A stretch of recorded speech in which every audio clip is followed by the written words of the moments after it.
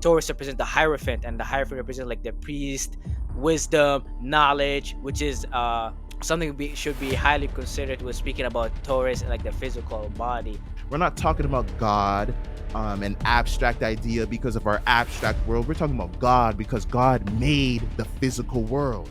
That's why we're talking about it. My sun is almost in Taurus, so from a Taurus perspective, I can tell you that we enjoy physical existence so much, but it could get to the point where it could become negative, where you trap yourself in that physical existence. If you get what I mean. But that's creating that level of awareness that Saturn, you have to put effort. Peace, guys and goddesses. If you want to get the bag, find stability, improve your self-worth, then this horoscope is for you. We give immense value really breaking down every zodiac sign, and it's all sectioned out if you just want to hear what's going to happen to you. But this horoscope is the best way for you to find meaning for this transit. We talk about how we can clearly walk through the themes that are going to be expressed for each zodiac sign and what we can do to stay conscious as we walk through it and manifest the most we possibly can out of this Taurus season. We packed a whole lot of value for you guys in this video. I can't wait for you guys to get into it. If you like it, don't forget to like and subscribe and check out everything else we have on the channel. What's good, y'all? My name is Open Book. This is my partner. Hey guys, this is Hearth, and welcome back to True Space. And we have entered Taurus season. So the sun finishes traveling through Aries, coming into Taurus season. Now the theme is, the bag. The theme is about what we have. The theme is, what we can do with our two hands, or the groundedness, the things that we can take off with or that we can endure, really. Our assets, our finances. This is where the real dirty work starts to happen. The spring season. This is the part where spring season, Aries, you really plant the seed. Taurus is the real nurturing and the building and the developing of resources and nutrients, of creating the environment to even allow the potential for something to come through harvest season and later on. So Taurus is a real important aspect of our solar journey. If you can go in a little bit more on what Taurus season can bring us. So, like CJ said, Taurus season is all about learning how to be fixated or stubborn on what makes us feel, or what our value is, or what makes us feel grounded, stable. And that's going to be like various things for different people. uh Venus rules Taurus, so a lot of things that Taurus value deals with what they love, appreciate, find pleasure in, which sometimes could tap into the negative side of Taurus and Venus, where you're so attached to the physical desires. This is why Taurus is associated with like overconsumption, hormonal issues due to overindulgence in food and comfort in general. This is the bad side of Taurus. But on a positive side, you could learn how to master like your physical body, so that could become the most important assets for yourself. 100%. I remember long time ago telling my mom, because she's a Taurus moon. I was describing what Taurus was. She's a Taurus moon and Taurus ascendant. So I was describing it then, and then even having less knowledge about astrology just in general at the time. She was upset because she was like, "You're making me sound materialistic." In the back of my head, I'm like, "Are you fucking kidding me? You're super It's, materialistic." I'm like, what the fuck are you talking about? But she Mhm, couldn't find the deeper meaning in it. But it's funny because we demonize materialism, mhm, but this is mhm, the basis of life. Like your material, like what the fuck are we talking about? mhm. You know, Especially. we don't have to sacrifice that for Mhm. spirituality. Especially if you consider spirituality is like spirituality created materialism, so how can the byproduct of it be evil or negative? You might as well call the spirituality also as well like a negative in that lens. But this is what, like, see, you mentioned before about how the Taurus represents the Hierophant, and the Hierophant represents like the priest, wisdom, knowledge, which is uh something should be highly considered when speaking about Taurus, like the physical body, and how people neglect that, because it either could be your heaven that you could live inside of. Like me, I have Mercury, Venus, as my son is almost in Taurus. So from a Taurus perspective, I could tell you we enjoy physical existence so much, but it could get to the point where it could become negative, where you trap yourself in that physical existence. If you get what I mean. 100%. 100%. And even for me, I have Saturn in Taurus opposite my sun in Scorpio. So I feel the pressure of the material world against me, whereas my natural outlook is what's behind the scenes. I'm here talking about the shadow government and spirituality and the occult and all of that. But then my mom, say, who has all these Taurus placements, so it's like, okay, but is that going to make money? Okay, what are you going to do with your life? And all of that. um but that's creating that level of awareness that Saturn, you have to put effort.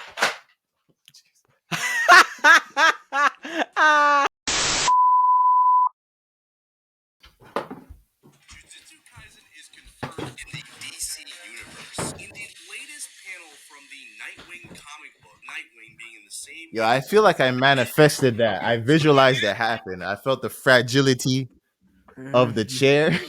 Yeah, yeah, yeah. I kept on visualizing that happening.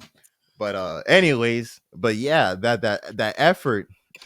Even look how Saturn just make me sit down. It's like, why are you trying to teach these niggas lessons and you don't listen to me?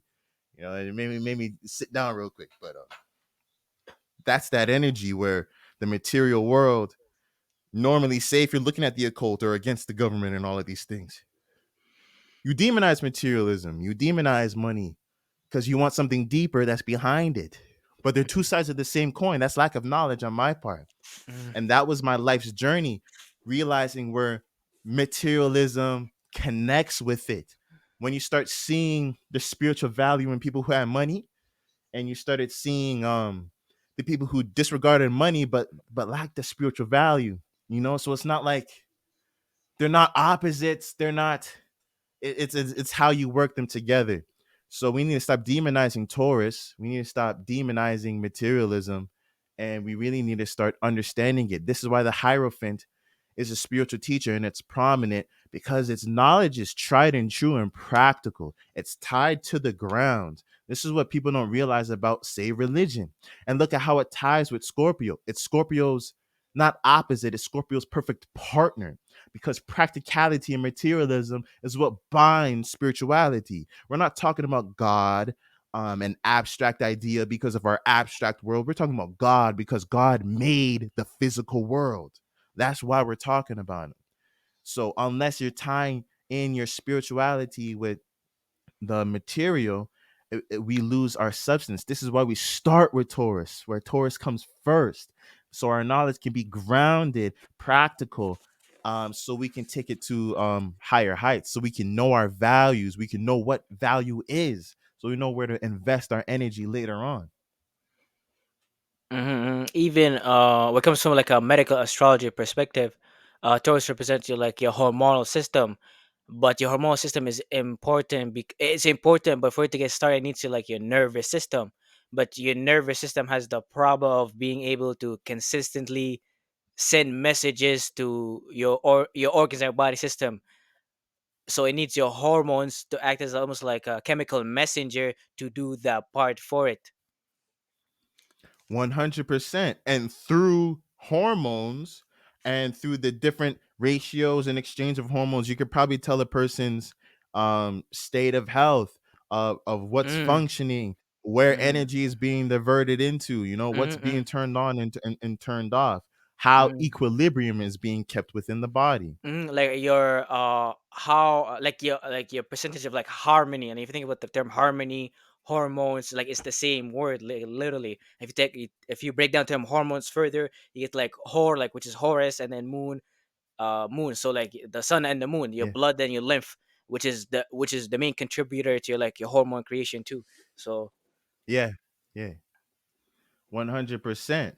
I always think about too, like whenever you see someone doing Reiki and stuff like that, I don't know if it's just where I'm at with all these white people and stuff like that, but it's always some crusty looking white shorty, and no judgment. Like everybody can do Reiki.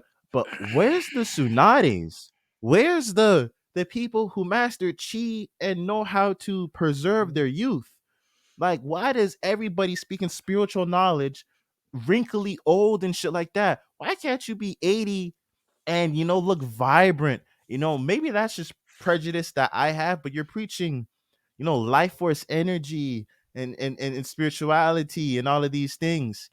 But I don't see that tangibility. You look like they're skinny, they're old, wrinkly. It's like, where's the grounded spirituality? Where is but maybe this is a lack of balance because we don't acknowledge Taurus. And then when we do indulge into Taurus, we become lazy, or we just try and hold on to the little comforts that we have, not realizing the deeper spiritual knowledge that we can have from them. There's so much learning that we're going to go through this Taurus season Hmm. about the material world and how we can manifest wealth, value, and most importantly, self-trust.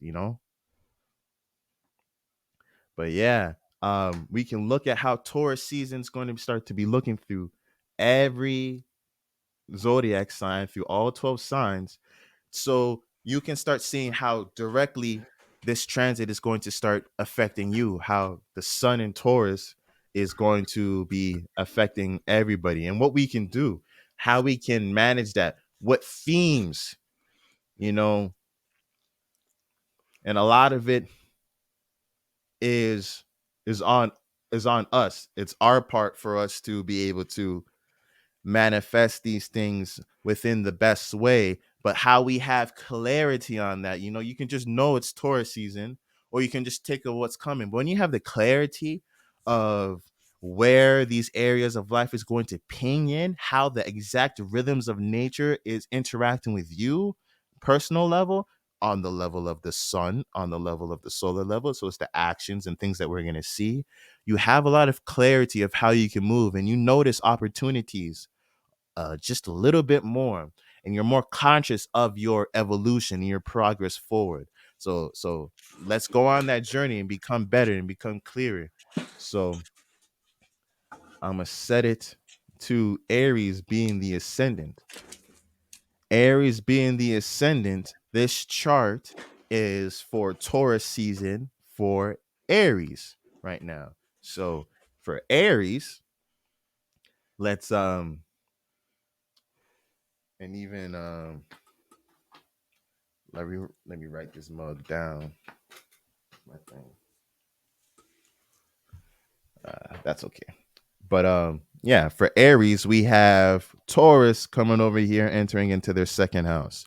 So the sun in Taurus is in the second house for Aries. What do you think are possible manifestations that can happen for Aries, and how should they deal with it? So Aries ascended, they to learn how to take actions on what's valuable for them comes to their assets, resources, and money, and learn how to develop more stability and learn how to be more grounded there, which I think makes sense for an Aries ascended, since Mhm. that energy is very, it's all about like passions and initiating how you feel. So I can see how a lot of time they become ungrounded. 100%. And then even that initial burst of energy that Aries is able to have, can they sustain it? A lot of the times, most of the times, it can't be sustained. But that's the great thing about Aries. But They keep on starting back up. They try again. They go but at it again. but this is why Taurus comes right after Aries to sustain the Mhm. signal that was gave birth by Aries, the brain and nervous system, which is a Does it perfect even escape. have substance? Like, this is the seed even good? Is the seed fit for the environment? If a bad seed falls into the soil, it's not going to sprout out. The soil is not going to cater for it. So that's that Taurus level of verification. Whether is there substance to this? Can you endure this type of thing? So it's moving into your second house, so it's really going to be testing your finances, whether you can endure this. Maybe you came to new ideas and realizations. Let's not forget about the eclipse that had happened within Aries. So this could lead to a whole new way of you viewing yourself And Aries energy, look at this fucking rap beef, bro. With all of these niggas rapping at each other after the Aries eclipse, you see the competition. Look at the, and Mm, that's just the micro version. Look at the wars. Look at the fucking wars that is mm, going on. So everybody, and it's a war on identity and how we move forward in the beginning. So we are all going through, or Aries, you're going through a micro version of this energy yourself. And right now it's this testing phase to see if there's substance behind this new idea, this new identity that you're trying to push towards the world. Do you have the self-worth? Do you have the assets? And don't be discouraged if you don't, because this transit's mm, showing you how to get these things. mm, 100%. And your sun being in Taurus, it squares Pluto in Aquarius in your 11th house. So a lot of the challenges probably come from there. How you have to take power control of who you're associated with, essentially. 100%. 100%. That Pluto square is going to make it start out with a bang. Maybe, yeah, who you're associated with, and power control, just like what Harris said, power control issue with who you're associated with can really start to expose maybe how you look at yourself, your self-worth, how you look at your Mm-hmm. finances, how you look at your assets. So it maybe somebody robs you, maybe somebody steals from you, or some type of power control displays that's showing you what you need for stability, what you have that is stable, and maybe what you need to go and get. So really pay attention for these things. Mm-hmm. Look at your friend groups and who you're associating with, and kind of expect them a power display play to happen. Don't be Mm, surprised by it. 100%, because Aquarius tends to bring a lot of futuristic energy. So and Taurus tends to trying to ground it and say what works and the old. So that might be challenging. 100%. And as we start progressing through the transit, as we can see, as we start getting closer or through the ending phases of Taurus, look at how the moon catches up, Venus catches up. So there's going to be a lot of Taurus type of energy that we're going through. Something financially is going to be a big bang for Aries, in that sphere where it's really going to be monetarily focused. Maybe not monetary focused, but it is, for Aries, it's going to get very material for you. We have the moon, Venus, and everything coming in. There's a lot of activity that's going on in Taurus. Um, and even with this conjunction with Jupiter and Uranus, the sun is going to be making, like, holy shit. Within the realm of the second house, even though it's in the first house here, still, just because of how it's laid up, we're still talking about the second house for Aries at least. Um, for that conjunction that's gonna happen with over here, and even to give you a specific date, that conjunction is going to happen on, at least it's going to hit Uranus first on May 12th for Aries. Mm, So something unexpected is going to happen. Something surprising is going to happen. Unconventional that really shakes things up. Is that power play that happens in the beginning of Taurus? And then it's Pluto in Aquarius, and now we're hitting Uranus that's pinging on that Aquarian energy. So there's this very Uranian energy that was mm, in there. So mm, it's maybe it's social aspects in the social world and how we interact with it that's really going to be testing our money, and maybe some economic changes that may really makes you look at what you have. Maybe it's food, maybe some changes within the food, different supply chain, or you start realizing certain things come out as being a bad business or a bad product, and you're really like, man, I have to um take care of some assets. I have to build a ground for myself. You start, maybe it's about collecting assets. Um, Especially when we're talking about Uranus, the emphasis, and then Jupiter's in this play too. I think there's a social emphasis with money, finances, stability, and how you interact with the world at large. I think Aries is going to be really tested in a very grounded, earthly way of how they interact with the world at large. And we know Aries does not interact with the world at large. Well, it's not like they're bad at it, but they're not willing participants. You know what I mean? The world is mostly an obstacle for Mm. Aries, So the speed at which they work. the plans came to all his first house, yo. Yeah, literally, they had to pull up. They had to pull up and force you into these social situations because Aries often doesn't want to create the relationship circumstances. You know, Aries, we talk about Aries in terms of being confront oriented, like them. That's an Aries that has embraced the Aries energy. We have a lot of Aries that don't haven't stepped into their own, that don't recognize themselves or suppress those aspects within themselves. So if you're one of those types of Aries, you're not the direct type of person that says this so that people know that you feel this way so they don't tread over those boundaries. That type of Aries is the quiet one. You know, they'll just walk away. They'll just ghost somebody. They just won't hang out with someone. They'll just be go move on to the next one. But and you can do that, and that's a lot of your superpower to be able to go on to the next one.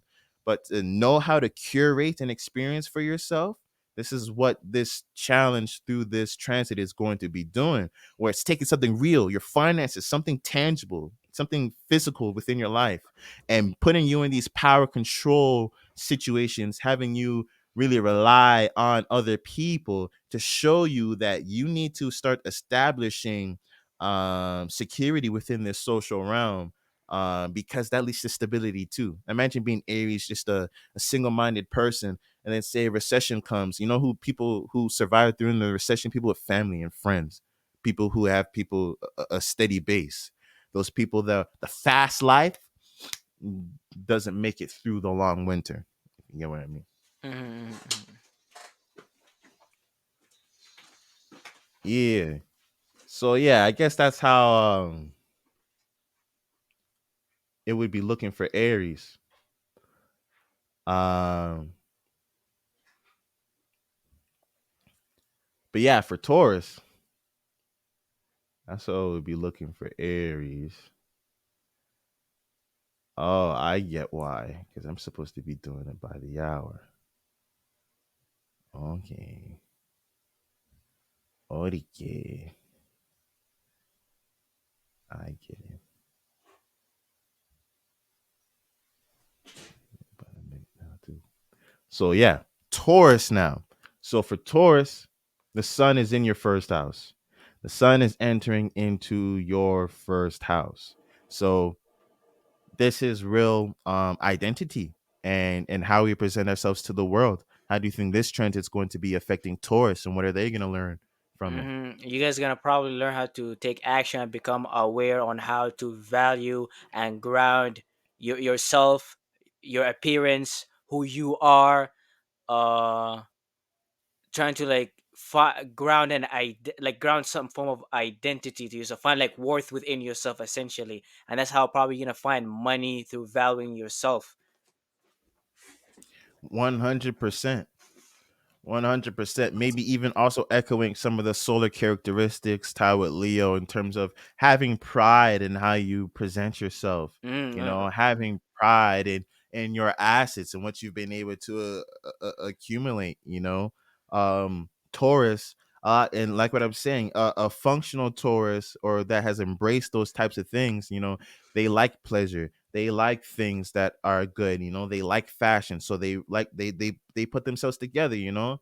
That's a Taurus that understands. You know, you really see Taurus looking dirty out here, you know, or mm, Taurus looking run down, unless they're mm, down on their luck or they're mm, suppressing those Taurus aspects and not looking at it. So this could be, if you're in that state of being, you know, go and buy something nice, you know, go and present yourself to the world, or do what you need to do to be able to present yourself to the world and feel proud about it and feel happy about it, where a lot of things are going to happen to you to start pinging you in that direction, you know, showing you how you need to be presenting yourself into the world, and who you are and what value you have within your identity. If 100%. Mm-hmm. And then they're hitting Pluto on the first house and 10th house axis. Oh, So that's how do gonna you be think tough. that's That Mhm. stuff, anything related to your personal life or business, like anything related to cardinal houses, they take a lot of energy to initiate and even to maintain. So having like Pluto there and then the Sun there, that sounds like something going on with your business or your public life that you have to take power control of in terms of like who you're associated with or like what type of information you're getting there and how it's gonna affect the way you ground or stabilize yourself. It might be even like you gaining some new information possibly that could help you like or something happening within your business, the business world that's gonna force you to value yourself. It might be like a betray or you getting fired, the company downsizing possibly, and that would force you in a position to become more aware of the fact that you need to value yourself and things along this line. But on the positive side, it could be something, some good information that you learn that could help you like kind of improve yourself in a way. Yeah, 100%. Yeah, those power plays are not necessarily for someone to take power and control over you, but Mm-hmm. for you to understand, go into the energy exchange and see, not necessarily to take power and control over this or someone else. It's just You, like you ever played them a it's like cancel out type of thing? it's like about awareness, and there's a book called like The Power of Negotiation, because you're not gonna get like a 50-50 in every deal of life. It's about like negotiating the right terms for yourself at that time that works for you essentially. 100%, It 100%. Because normally, out of certain situation, you can't force certain situations. We're dealt with the hands that we are dealt. But without that awareness, a lot of us really take the short end of the stick. A mm-hmm, lot of us really don't mm-hmm, understand where we could have taken power and control over things because we lack mm-hmm, that clarity and mm-hmm. foresight. And it could be quite tough, but like for this person having a Taurus ascendant, I feel like you have the mentality to be like the worker, like and not get so get get not get so affected by what's happening in the business world or like whatever there. Exactly. Keep your attention on what's practical and staying grounded. So even when you're going through this power play, look at the grounded practicalities of things that can come out of that. Sometimes things need to end. Sometimes beginnings are rough like that. But a power play that's playing with our responsibilities. So certain responsibilities can have you looking at the external world and neglecting your individuality, neglecting yourself. But that challenge is specifically how it's taking power and control over how you take it. It's exactly where you need to focus on in order so that you can have more time for that self-care, more energy for that self-care. It's exposing a weak link that you had already had. And through those struggles, you're going to learn how to patch it up. Mm-hmm.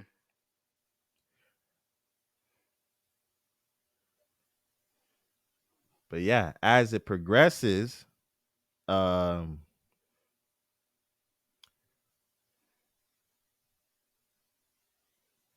anyways, yeah, as it progresses, you're gonna start seeing, not by the hour, by the day, maybe. As it starts to progress, well, it's supposed to be within the first house, but I don't know how to set it up within here. But Jesus Christ. But yeah, as it progresses, and we make this conjunction with Uranus and Jupiter, how do you think that that's going to affect Taurus, the sun in Taurus being in the first house, combining with Uranus and Jupiter? That sounds like a very powerful need of change and expansion you're already feeling and been working on. You when it comes to your personal life, your appearance, like your early environment, maybe your physical body. And I feel as you get closer to these energy, the need to achieve that, become more predominant. And if you don't, you feel the negative aspect of it, where your Uranus is making you feel like nervous, and things along this line, because you cannot stabilize or ground yourself. And Jupiter, you have not expanded enough about your, like, your values and what makes you feel grounded. So you feel like you need to learn more, gain more wisdom and knowledge. 100%. You know, but you see, this Uranus Jupiter combo is kind of vicious Bro, because you getting boxed because you also have the square to Pluto and Aquarius. Oh my yeah. god. So we see how there's this very Aquarian Uranian theme that is echoing throughout Taurus season, and rightfully so. We've had Uranus and Taurus for a very long time, but how it's combining with Pluto, now we're adding these intense power exchanges that go with it, and money and resources and value is the very thing that these things that is subjectable to power control and stuff like that. But Uranus creates these unconventional ideas, so it's a real shakeup of things because Taurus is very stubborn. So in terms of how we see ourselves, our values, our talents, our resources, these things don't change very often. Uranus is going to make them change, and then Jupiter is going to provide this new expansion level, whether it's a new perspective on an asset value talent that you had already had, or a complete shift of you didn't even know that you had this other asset or talent, or something else falls into your lap. It's going to expand you into a new frontier, a new learning experience with this Jupiter thing, with this Jupiter contact. And it's important to have faith. It's important to have faith and to embrace the newness with these types of transits.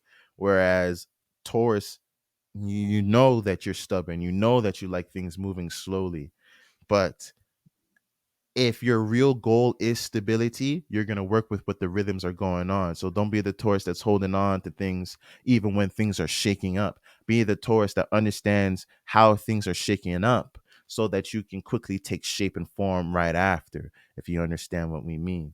So really Mm, dial in on your mm, values, that's how people capitalize of like tragedies, like, and things like that. When COVID happened, people start saying mask and shit like that, yo. right? Right? Right? Power display, whole power moves is what that was. But yeah, um that's Taurus. Looking at for Geminis, we have the Sun in Taurus in your 12th house.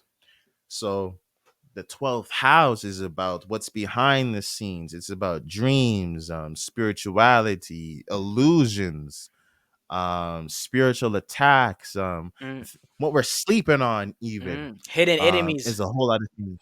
Hidden enemies, a whole theme that we Geminis are going to be able to go through throughout this transit. And then I guess the Pluto is in the ninth house now. How do you think that square is going to affect Gemini this transit? So you guys, Gemini, guys, gotta learn how to become aware and take action on valuing and grounding something related to your dreams, illusion, your subconscious mind, which I could see possible for Gemini ascended, since a lot of time you guys are lost in this air energy. I guess feel ungrounded. So maybe learn how to ground something in your subconscious mind might lead to you becoming more grounded for some reason. And I think you guys having Pluto in Aquarius makes sense too, where you guys learning how to take power and control and and power control and transform the way you guys associate yourself with like higher knowledge, God, spirituality, meaning, and reasoning. And that probably gonna help you guys basically ground some ground or find some value to put in your like subconscious mind, like your 12th house, through all this transformation things that's happening in your ninth house. 100%. 100%. You see, my girlfriend has Jupiter in Gemini, and she even has Venus and Pluto opposing that Jupiter in Sagittarius. So with that energy, I see a lot of times where with Gemini, when the focus is detail oriented, they have bad long term planning or can't see the big picture a lot of the time. Mhm. And a lot of the time, because of the focus, a lot of detail can be get put on, but not entirely synthesized.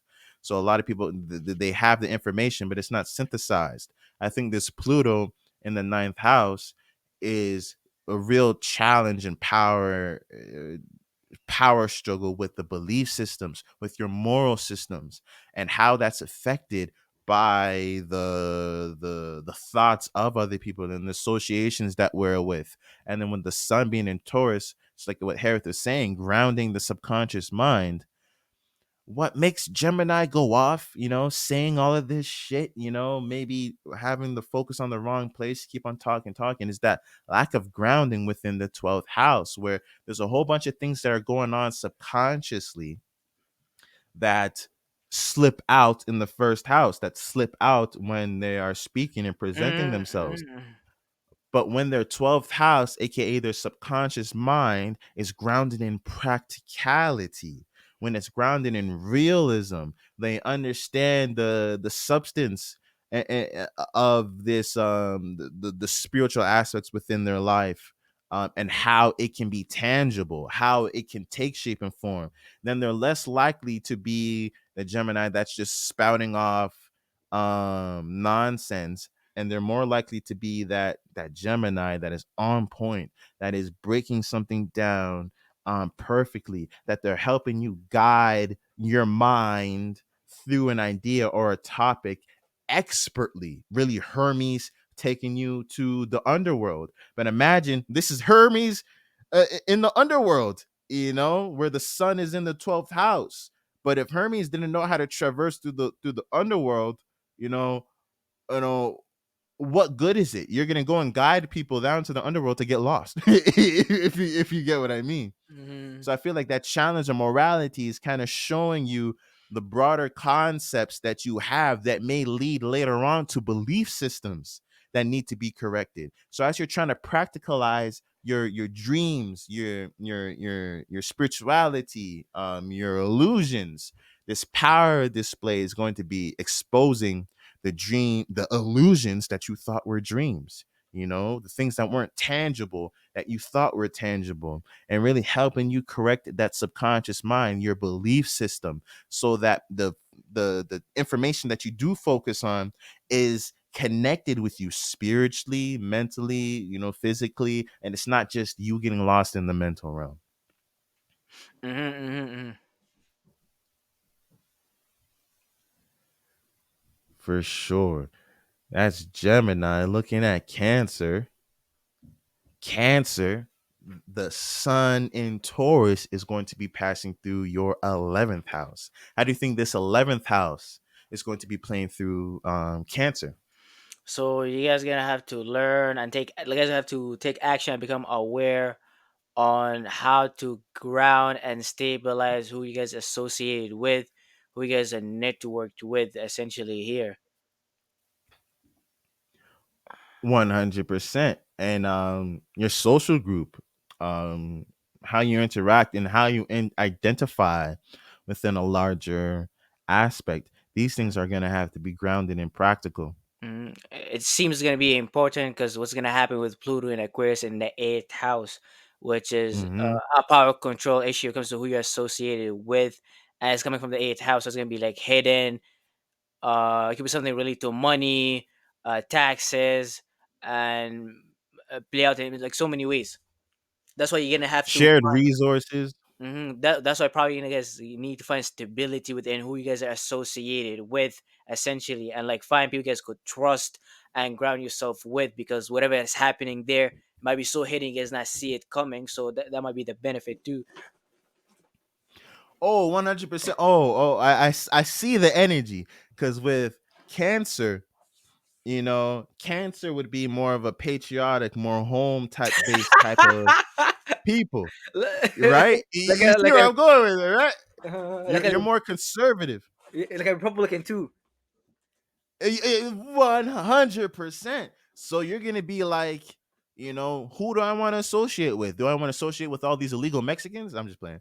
But do I want to associate with people that say don't necessarily share the same culture and same ideas with me? Not saying that we shouldn't do that within certain aspects, but there are certain aspects that we want to keep within that's closeness. That we can maintain that privacy, that level of comfort. So when we're talking about the eighth house and Pluto being there, shared resources, this power, control that we're having with who we're associating with in these larger ideas being a power play, if it's playing with our shared resources, the resources that what it's seeming like with these alignments that we share with society, that we share with these larger ideas, we may end up getting the shorter end of the stick and being abused and being get neglected. But if we acknowledge this cancer aspect within us, it's okay to not be comfortable with everybody. It's okay to want close relationships and not focus on acquaintances within that. But when you do associate with people, a lot of people that have those aspects, like what I say, there's a cancer that is functional and aware. They know their energy. So they're not going out pretending to be friends with people. They're not going out pretending like they're not emotional. They know they're emotional. They know they're sensitive. They know these things. So they don't set up their life, aka not get into situations where they're sharing resources with people with different minds that is going to take control over them in a way that we can do this so we can avoid this, that we're going to be taught how to, even if we are dipping our toes into that for cancer, is through grounding the practicality of how we associate with people. Taurus is going to be showing you practical ways of associating with people within your environment and how you can have practical, grounded associations so that how you associate with people, you don't have to be fake on that public sphere, because how you associate is on that grounded aspect, aka you live in a place that aligns with your values. You want to have a family and you're upset at your apartment because these next door neighbors are making noise. Well, you live in a fucking apartment, it's like you're gonna have to fucking live with that type of shit. Not saying that everybody has those types of things, but now you can start planning and understanding how you want things to look for your family, instead of giving in or not acknowledging that aspect of you. If you get what I mean. So a huge focus on grounding and practicalizing how Mhm. you interact with large people, because that's just draining cancers. And like let's be real. Cancer, I know you want to be tender and nurturing, but that extent doesn't go to the entire planet, at least not all the time. That's exhausting. That's exhausting. But it makes sense why you guys have Taurus as your 11th house. Learn how to stabilize and ground that essentially, which makes sense too, because like the people you associated with, you work with at some point or somehow they become your family. Like when people work in companies for Yeah. like 30 years, 40 years, even though they hate those people, yo, you might feel like at the end of your retirement, like yo, these are my buddies, yo.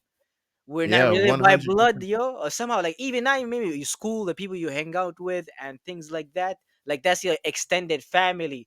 And I feel like If uh that's grounded, you have a firm base. you have like a fraternity people you could call on after you're retired, yo. Oh yo, Joe, I've been through that, yo, can you hook me up and like whatever, whatever. And like since you're cancer ascended, I feel like finding that feeling might make you feel like more at home since that's your ascended, like how you personally feel. It makes you feel more comfortable. 100%. And then there's trust within your associates, because you're not the type of person that's just making friends with everybody. I'm not saying you can't be a Mm, sociable mhm, cancer, mhm, but don't deny that mhm, private, that personal mhm, aspect within you that needs to be satisfied. it's like people you find value in, like because your cancer giving out water, but Taurus in the 11 has like people having the cup to hold the water. It's not like you're not giving to like niggas who can't hold the water, basically. 100%. 100%. But yeah, the sun's gonna go on to hit Uranus and Jupiter too. So it's gonna create, that instability, or that shakeup, and then rapid expansion with in that 11th house. So when we're so having that practicality with who you're associating with, and associating people based off of grounded practical aspects, trust, not no necessarily leaps of faith, but tried and proven type of methods. When the shakeup happens, you will be able to find ground, and maybe be even to rely on these people that you had made relationships with, because it's not based off of frivolous things. You know how certain associations you would have when things switch up, say you're part of a group or whatever, but shit hits the fan and they all desert you, type of thing. Yeah. That type of energy. But when you were relating based off of practicality, when it's based off of a grounded sense of materialism, if you get what I mean, the material world, it's way more sound, it's way more steady. So when things shake up, you're gonna have those people around you. So really look at being able to trust people, your social group, institutions, but make sure you're valuing that trust and you're not just giving it out to anybody.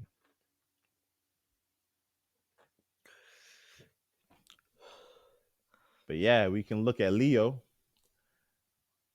For Leo, you're going to be having this transit going through your 10th house. So how do you think a 10th house Taurus sun is going to be affecting Leos? So you guys gonna have to learn how to become aware and take action on grounding and stabilizing or valuing your public life, like your career, your business, and things like that, which makes sense for like a ascended Leo. On like on a practical sense, you could like how you should ask yourself, how can I brand who I am for a Leo ascended? Since you're already a Yeah. Leo ascended, you self branding yourself essentially. So like Yeah, with 100%. so you might as well learn how to take action and learn how to ground some form of public life in that whole Leo persona and benefit from it. But obviously, it's going to be hard since Leos are more ruled by the fire element, so they're dealing with creativity, self-expression, which is sometimes could not make money. But if you try to use express things that's practical, that's valuable, like pay attention to the market and things like that. Don't be just be about oh la la la and things like that. Make it make sense for your Taurus 10 house. Then it could work. It would transfer. But if not, then it's gonna be things just you like to entertain yourself with. 100%. 100%. And you hit it on the nail too. Like where Leo can be the greatest marketer or self promoter, and say you build a personal brand, but you don't Arnold. have any system or back end to, Mhm, to funnel the business too. mhm. So maybe a lot of people know you, but then you can't even deliver anything. Arnold Schwarzenegger was a bodybuilder, but this guy has such a persona, a character. This guy is the only bodybuilder who got to the point where he became a mayor, essentially, yo. Like, how do you even connect those two Yeah. fields together?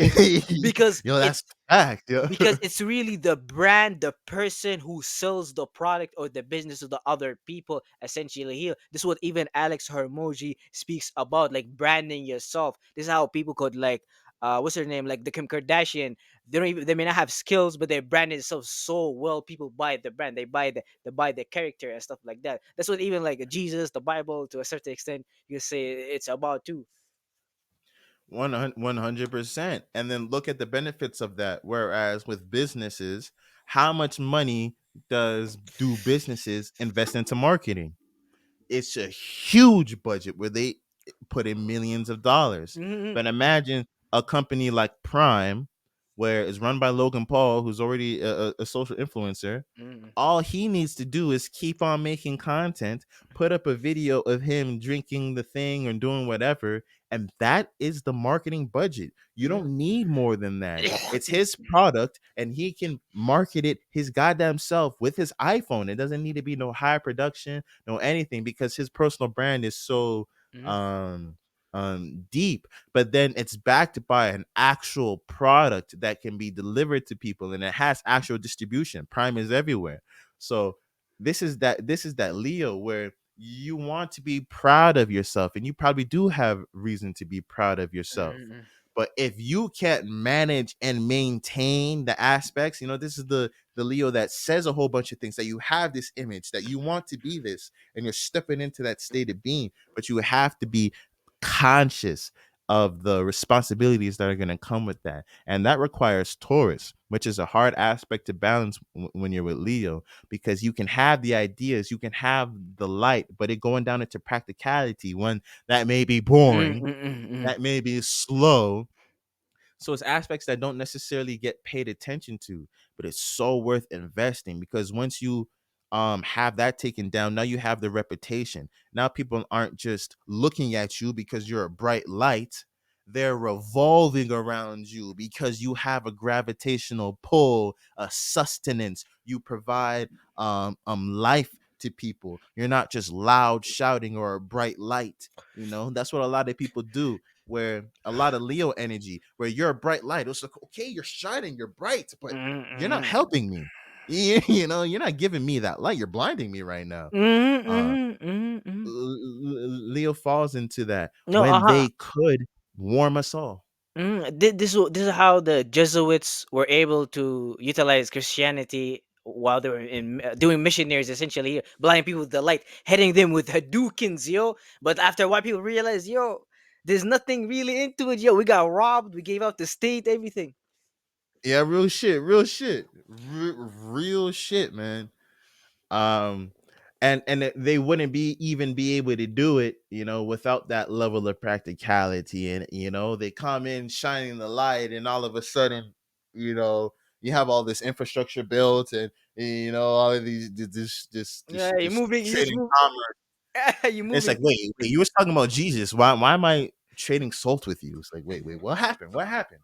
you know but they had that value behind them that they were able to back behind. So that's really what it's about, becoming consistently responsible as well. Consistency on that level, where you're going to be tested on your level of consistency and being able to sustain that responsibility.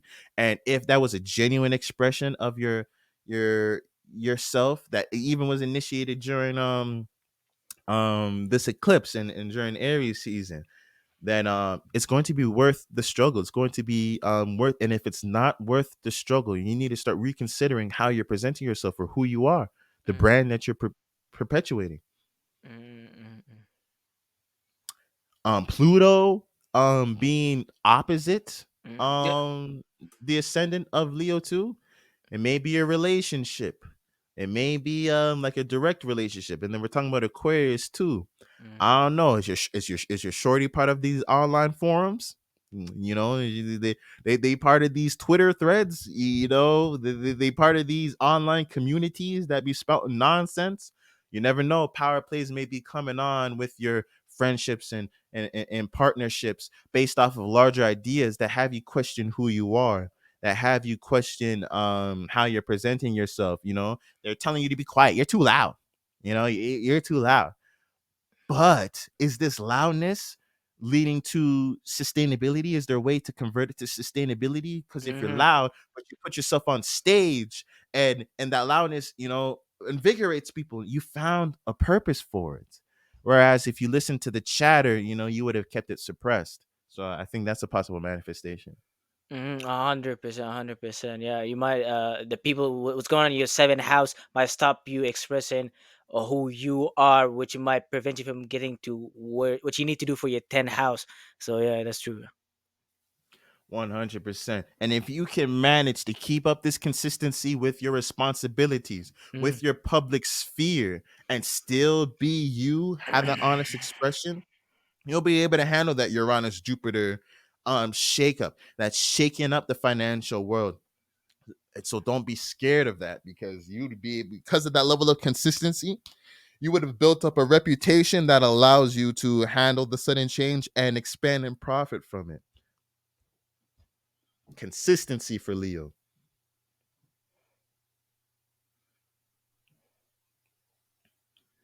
Looking at Virgo, how this Taurus season is going to be affecting all our Virgos. The sun is going into your ninth house. How do you think this ninth house symbology is going to affect Virgos? So Virgos, you guys gotta learn how to become aware and take action, and learn how to find some value and ground and stability within your belief system. What you find meaning and reasoning in your like your sense of your spirituality, where you travel to. You're trying to find some form of grounding there, which makes sense since you're personally into what's practical, what makes sense. So when it comes to your higher belief, you may not be as confident and things along this line, but this is why you have all these plans going on. This is why you have a Taurus 9 house. You learn to stabilize and ground that on belief system. So that belief system is not just something that's abstract, it's something that's actually grounded. Taurus is helping you to learn how to grasp it with almost like a physical aspect, which makes a perfect sense for a Virgo ascended. 100%. 100% with Virgos, because of where Virgos position, you would always find, and because of the tendencies, when you get into a routine, when you're focusing on Mm-hmm. refinement, you can often think that this is the last phase. Mm-hmm. So we get to Virgo, and then you can even devise a system. You devise a routine that works. It's practical. It works. You're able to cooperate with your environment and things can process. But what does it mean? Where's the meaning behind it? Mm-hmm. Mm-hmm. Virgo always loses that, and this is what leads to Virgo going crazy. This is what leads to Virgo being high strung, because this is what leads to Virgo being so upset that you fucked up their schedule, that you fucked up their routine. Because when there's meaning back behind it, you're No, able to it becomes step back. deadly. 100%. Like that's how even religions become so powerful, because it's not something physically you do. There's a meaning to these rituals. This is when our prophet did this and did this, so we're doing it here. So there's they have this high abstract idea that they combine to this like physical ritual. So it's like like they're giving it so much energy. To you, just they're doing that, but to them, due to them looking at it from a different right brain point of view, it's like a whole story. Like they're in that story. 100%. 100%.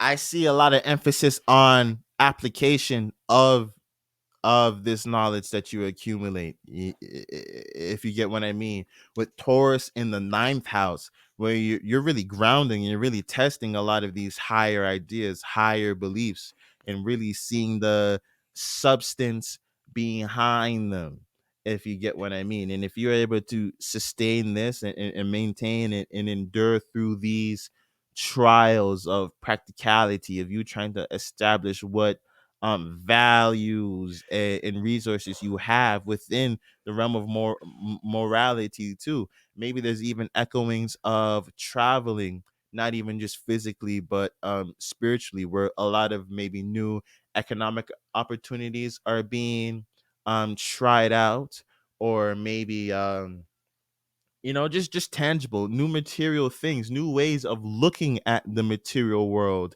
in a practical way. This is not theory.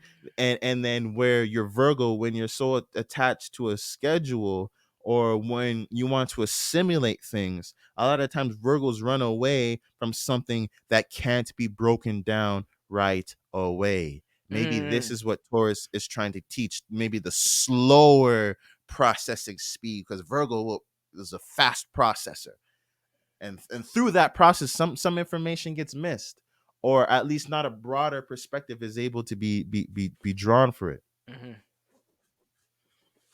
So that slow progression can really help you start developing meaning in what you're doing. And then once you have meaning in your routine, man, it's solid. There's like we're Eric was saying, there's nothing that's going to not necessarily break it, like you never do it, but there's a holistic connection with what you're doing on the physical realm and how it connects to your spirit, you know. But for Taurus, it's not going to be a preacher spinning a sermon that gets that spirit involved. It's going to be that practicality. It's going to be that a nigga said, I did this prayer last night, and when I woke up, I could break dance. You know, it's good. It's going to be that level of thing, and then you're gonna have to see this nigga, know that nigga couldn't break dance before, and then you see him break dancing after the prayer, and it's like, God damn, whoa, this nigga's dancing. You know, like there's the practicality, there's this hardness to it. Now you can start developing these types of routines. Imagine if Virgos knew and practiced visualization and the way that they be worrying and playing out scenarios and shit like that. If they master that process, master manifestors. A Virgo would be like, yo, that makes no sense, yo. Why do I waste my time visualizing, yo? That'd be the funniest thing, yo. For real. But then Like, look at this. like, Oh yeah, what were you gonna say? Nas is a Virgo, so he writes his rap. Jay Z is a Sagittarius, and he's known to like just rapping on the mic, like he doesn't write his stuff. Like, if you ever heard about it. Yeah, yeah, yeah. Which is interesting. Whereas Nas would get more intricate in terms of things connecting with one another. Like Nas is more likely to have a line that he said in the beginning of it Hmm. that connects with the line that he said at the ending of it. You know, Hmm. Jay-Z's gonna talk slick, but it's not gonna have that level of interconnectedness, if you get what I mean. 100%. No, 100%. And then look at the echoes of this Pluto in the sixth house for Virgo. So there's going to be power control within the workspace. So man, there's so much social context within these charts. I think we might go through a financial crisis. I don't know if it's going to be a financial crisis or just huge changes within the financial realm of how we interact with each other. But this is what we're seeing for every sign, and every sign's taking it different. Where maybe like forces outside of you or your associations and the people that you associate with is going to have this power and control aspect within your daily routine. Poor Virgo.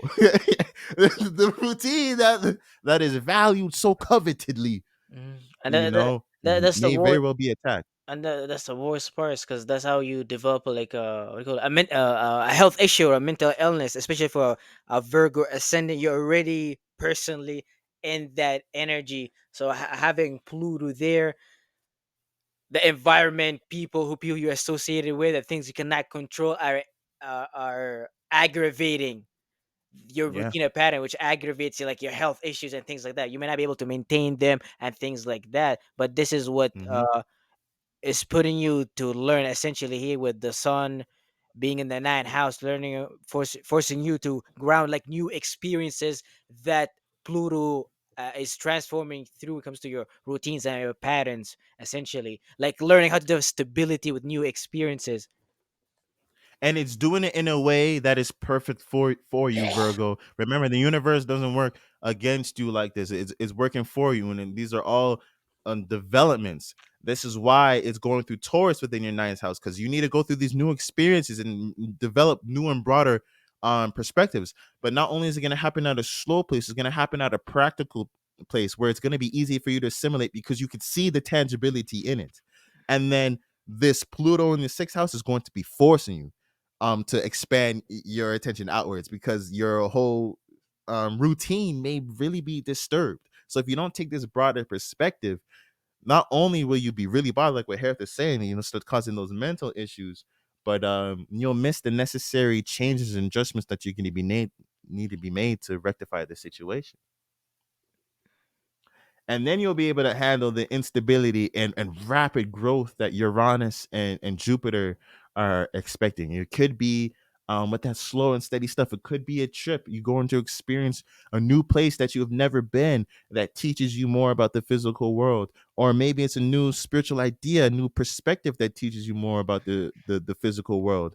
But if you don't prepare yourself for that slow and steady growth to being open to new perspectives and new moral systems, then that sudden change is going to break you,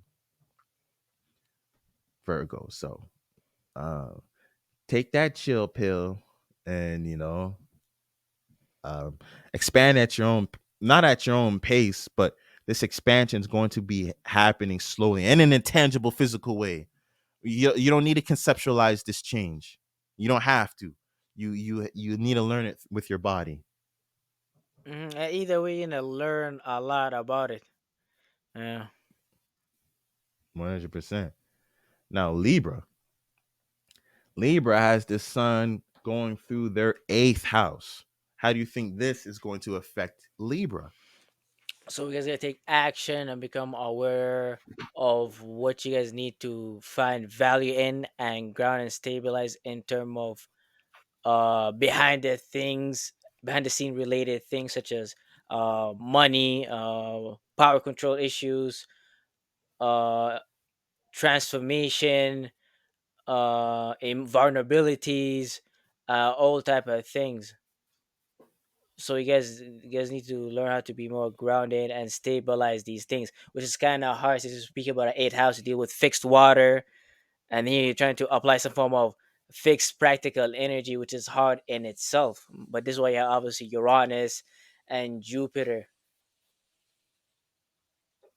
Are creating this shakeup, that change for something new to take hold. Yeah, I see that for sure, and it Mm, makes sense for Libra too, because Libra getting into relationships at the high rate that they get into, you're going to get into situations where you have shared resources. The seventh house or Libra is followed by the eighth house, Scorpio, which is talking about shared resources. This is when energy starts to mix and mend. This is when the simulation starts to happen.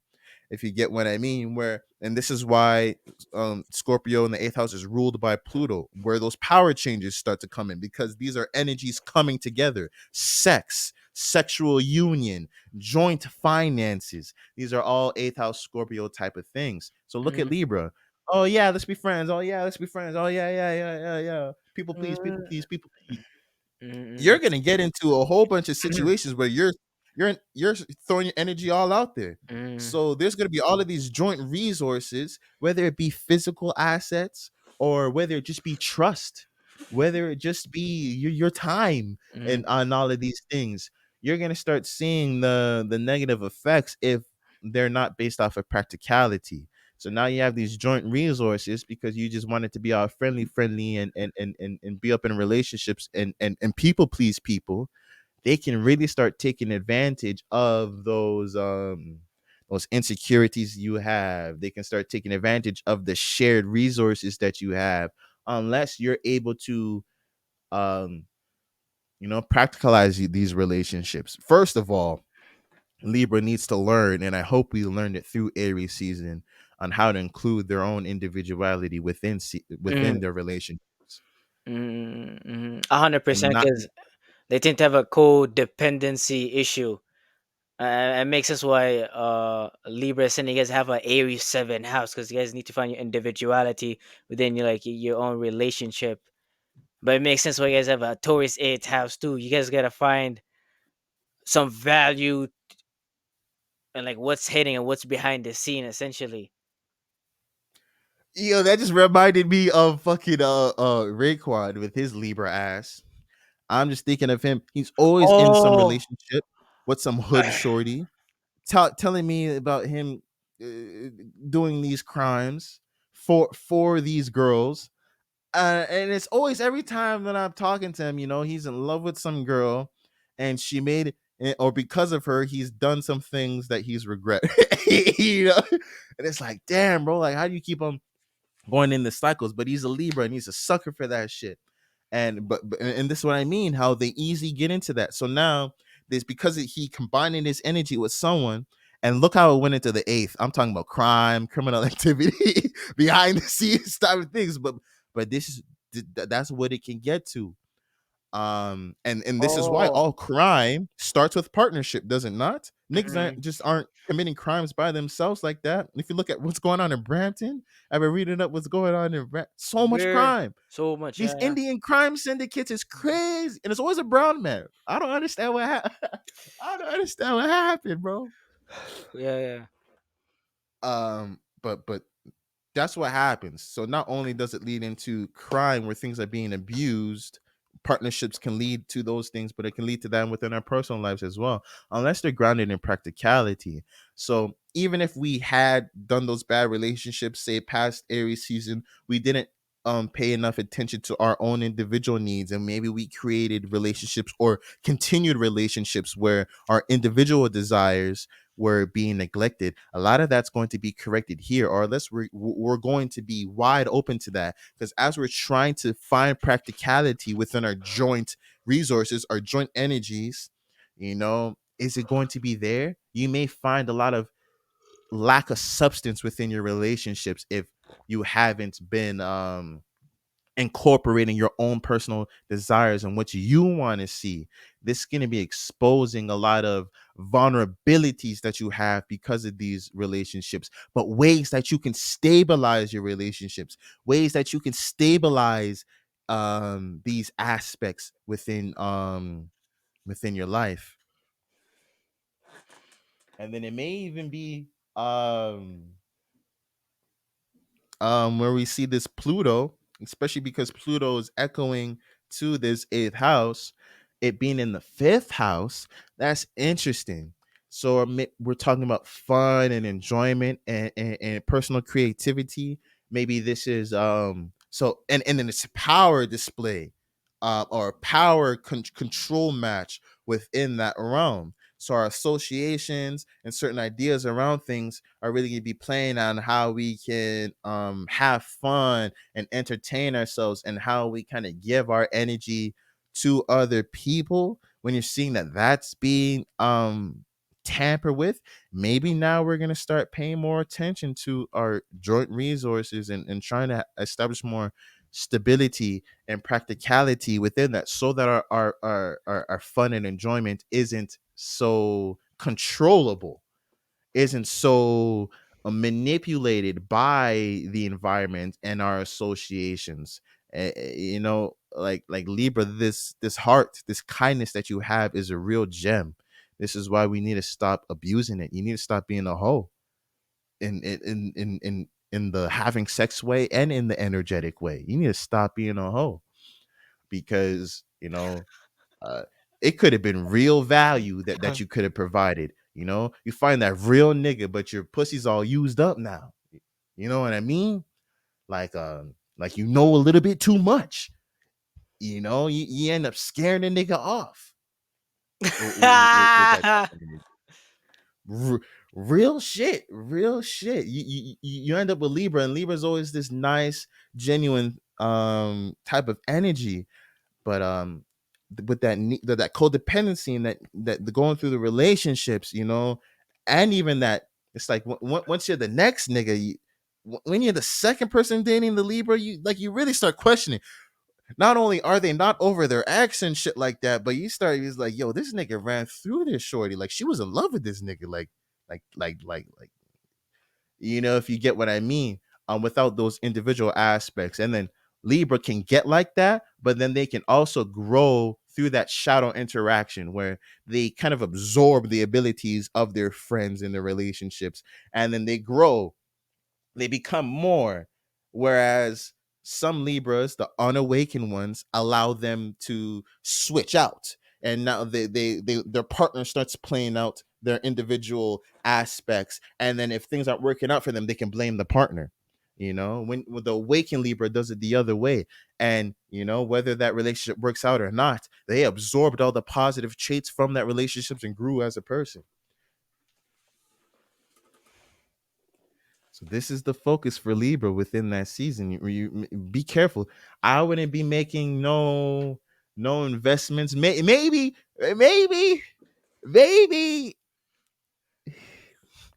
I don't know. In the beginning, part of me wants to say do some sports betting or some shit like that. Maybe Uranus, and I'm seeing Pluto in the fifth house, just reminding me of sports. Don't blame me for that, but you may be able to look for that, Libra. You may Yeah, be able to yeah. look for You that. don't let like the way you have fun with your associate like affect your money, and like your deep resources and stuff like that. 100%. 100%. That desire for fun and pleasure can really take away any stable practicality that you have, making you even more vulnerable. So when this change that Uranus and Jupiter is bringing comes up, you may not have any ground to stand on, and you may be a victim in a situation. So don't let yourself be a victim and start commanding back your energy in practical ways. People will understand. People will appreciate it. And if they don't, well, you just found the abusers in your life. No, didn't you? But yeah, that's Libra. Scorpio. For Scorpios, how do you think Scorpio has this within their seventh house? The Taurus sun in their seventh house. I think this can be hitting Scorpio. So you guys gotta learn how to take action, become aware of what you guys need to find value in, and stabilize and ground in the area of friends, relationship, uh, and things along this line. I think it's necessary for Scorpio ascendant, since you guys are so fixated and stubborn on when it comes to emotions and feelings, and going through so many like personal transformation through finding like stabilizing the area of life of relationship. Uh, it may calm that area and not aggravate it as much. 100%. 100%. Where, a lot of times Scorpio doesn't see the value in partnerships like that.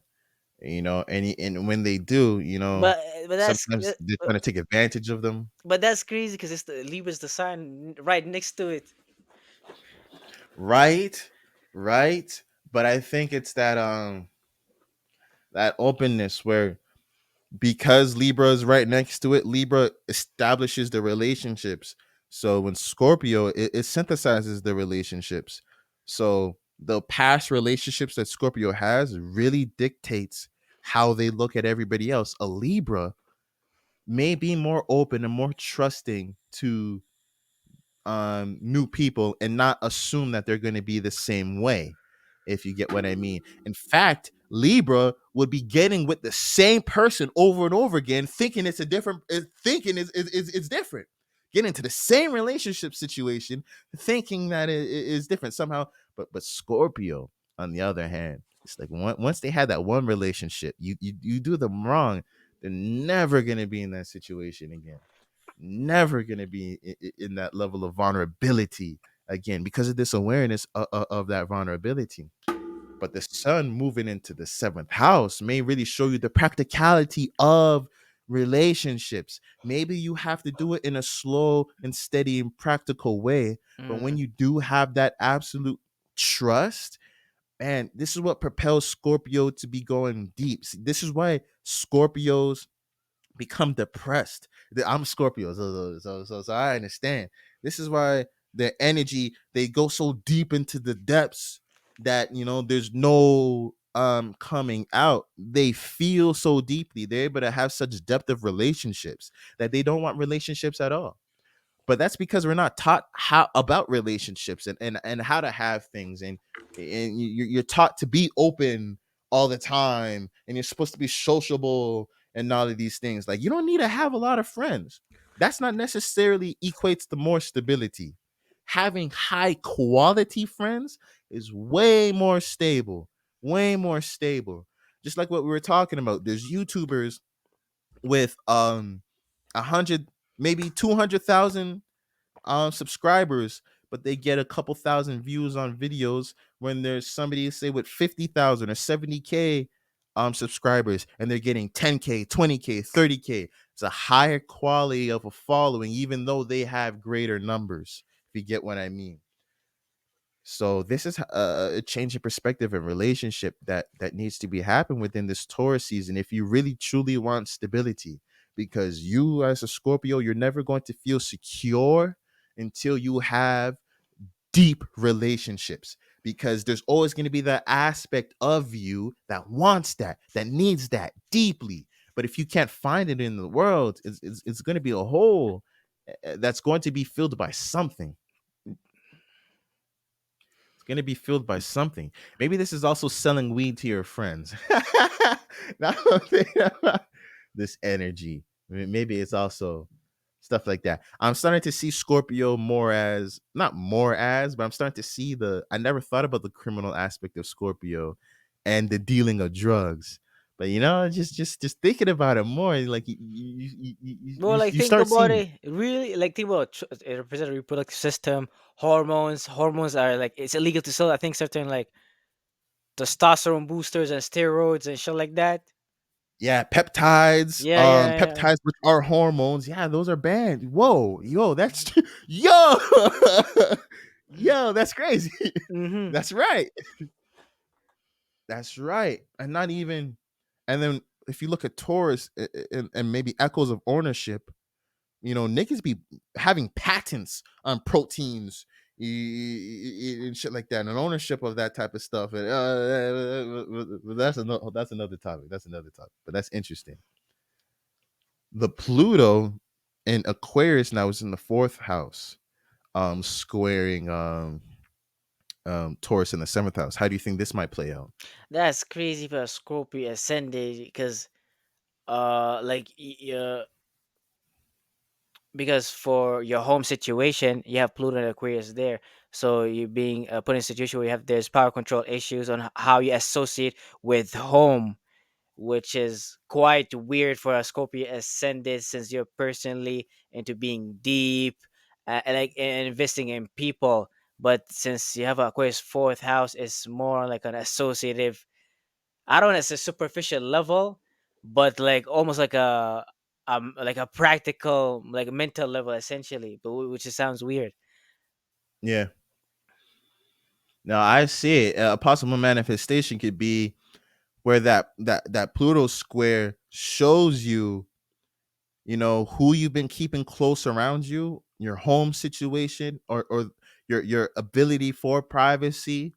And when that power struggle that's maybe threatening that or taking it away, it really starts making you pay attention to be like, okay, the relationships that I need to start taking charge of the relationships that I'm creating within my life, because these distant factors are starting to play a significant role within my private life, where maybe it's starting to control my home life, my domestic life, or just my ability to be comfortable, my self image. All of these fourth house concepts can be taking power control over, more so if you don't have stable relationships.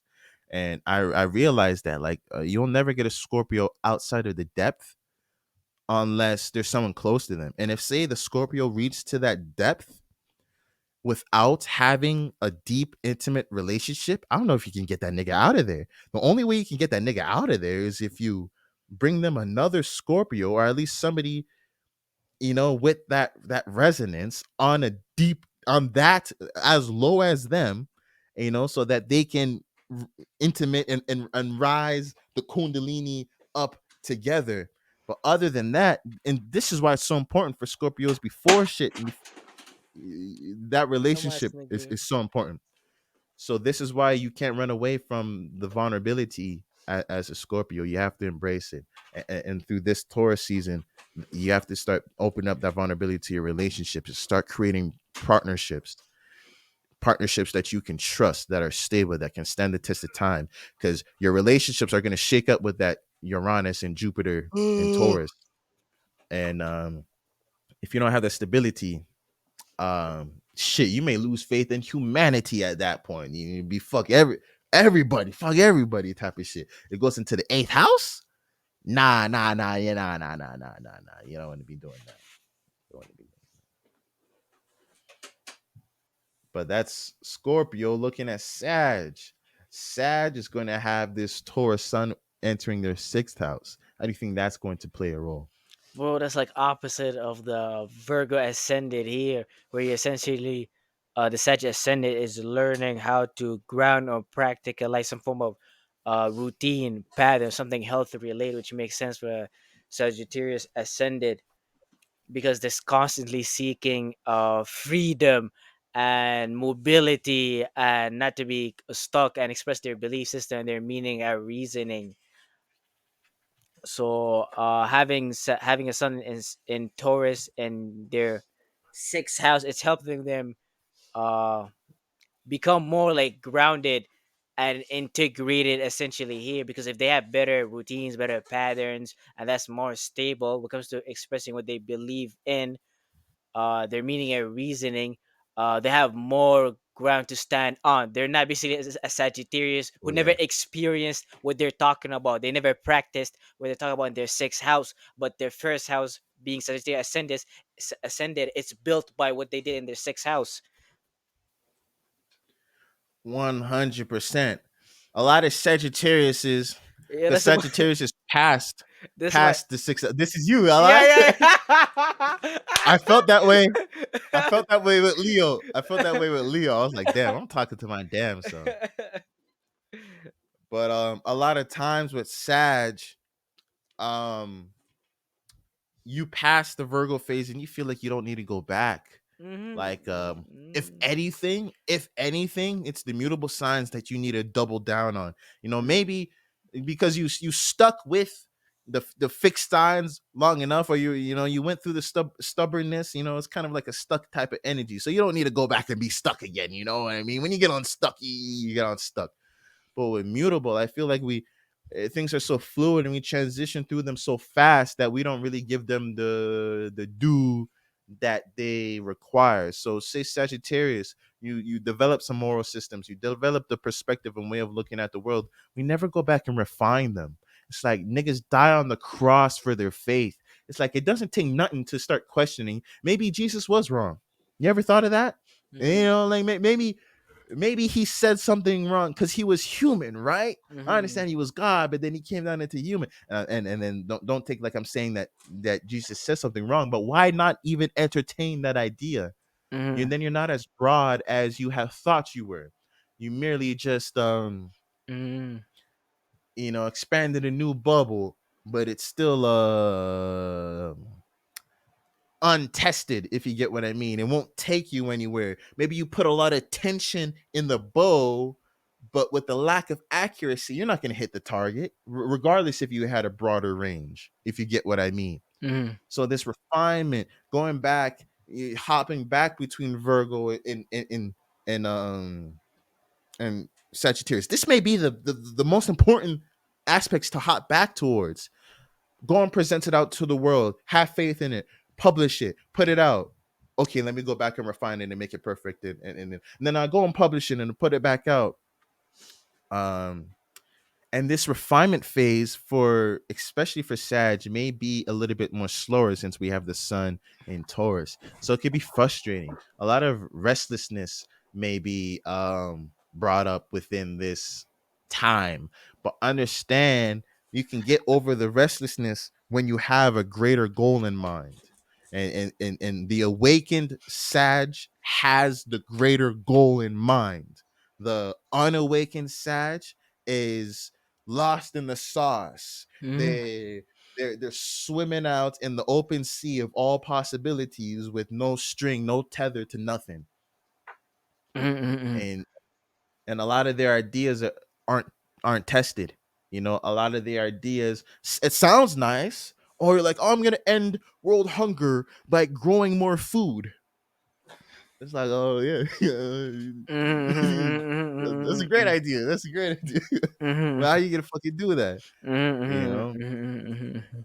And like Sag ascendant, you guys being challenged where it comes to for you guys to stabilize and ground this routine or these things related to you guys' health. You guys gonna get challenged by Pluto. How you guys be power and control, which surroundings. it based in the surroundings, and I feel that especially I like at work, at home, because the third house Mhm. represent everything within your immediate surroundings, your co-workers, your neighborhood, and I'm seeing how that's kind of forcing you to transform in terms of routine so you could kind of deal with that that plutonian energy in your surroundings, which might make you feel like you're being suffocated, especially as a Sag ascended too. 100%. But sometimes you have to go through this. The journey is not always positive. This sounds like, I don't know, maybe you're on a diet, you're on routine, you're trying to fast or some shit like that, and you're around your homies or some shit like that, and they puffing the blunt and be like, yo, you want some of this? And it's like, damn, yo, it's like, yeah, like I don't want to sacrifice my friends or hang out less with my friends or Mm-hmm. whatever, that Mm-hmm. but they're tempting me to go against my routine and all of that. And you're gonna have to deal with that struggle. Mm-hmm. And then the third house also talks about communication. And then we have Aquarius there too. So And then the communication echoes with the sixth house as well. So maybe, you know, clearer communication. And then that's a kryptonite of Sagittarius, because Sagittarius is abstract communication, if you Mm, get what I mean. mm, So maybe adding a little bit more clear communication can help you manage this power struggle of your surroundings, preventing you, or kind of exerting this power control that's taking you away from developing these routines. But if you were to take your routines slowly and see the practicality within them, and become physical within that, and maybe it's a daily routine that's involved with the body. Sag, like what we were saying, you get lost in the sauce. If you had a daily routine where you incorporated your body, you paid attention to your body, that would probably ground you down and keep you on the ground, if you get what I mean. No, 100%. Like, I could tell you that from experience. Uh, like weightlifting and training in general could give you like this meditative experience where like you're grounding your body. Like as you're going through reps, you're like you can see your mind is pondering. Like you're thinking about this, that. Like while you're in the middle of a set or something like that. So it's like it's a very meditative experience where you're like you ground like your mind, and you kind of it allows you to see your mind from like a higher perspective since your body is anchored down doing something. 100%, 100%. And then look at the broader goal of what that does. If you have a daily routine that's grounded in the body, just like what Harry was talking about with working out and developing the body, don't you have a bigger perspective? Aren't you envisioning how you want your body to look, the body that you want? And then you're doing a daily routine in order to manifest that daily thing where you're focusing in on a vision and then slowly doing the steps that's going to take to start bringing it out. This is how you bring power to the Sagittarius. And if you were to approach that routine and pattern for all of your dreams, for all of your the things that you're hoping for, you're going to go and achieve them. So this is what is really going to be challenged for you this season, this Taurus season,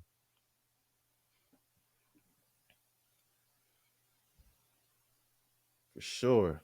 Looking at Capricorn, how do you think this is going to affect Capricorn when they're having the sun in Taurus moving into their fifth house?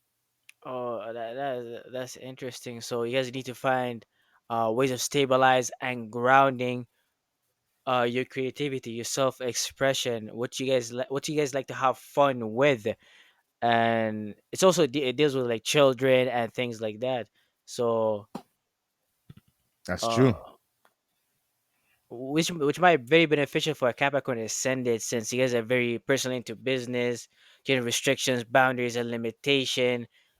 So you guys need to uh like learn how to have fun, but the way you guys have fun kind of has some form of value into it. It's not just Um, nonsense.